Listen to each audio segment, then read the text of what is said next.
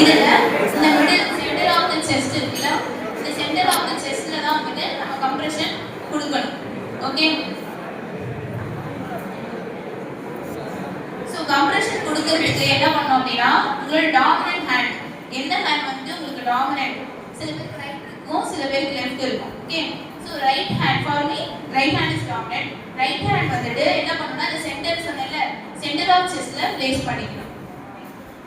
So இந்த centre of chest அப்புறம் இதுதான் heel of the hand. Okay, இந்த பிளேஸ் தான் உங்க சென்டர் ஆஃப் செஸ்ட்ல வந்துட்டு பிளேஸ் ஆகணும். தென் இன்னொரு ஹேண்ட் இருக்குல்ல, அனதர் ஹேண்ட் வந்து இப்படி இன்டர்லாக் பண்ணணும். ஓகே, இன்டர்லாக் பண்ணதுக்கு அப்புறம் சென்டர் ஆஃப் செஸ்ட்ல வச்சு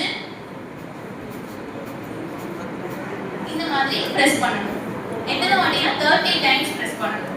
ஓகே, ப்ராப்பரா டாமினன்ட் ஹேண்ட் வச்சு இன்னொரு ஹேண்டால ஃபிங்கர்ஸ் இன்டர்லாக் பண்ணிட்டு சென்டர் ஆஃப் செஸ்ட்ல வச்சு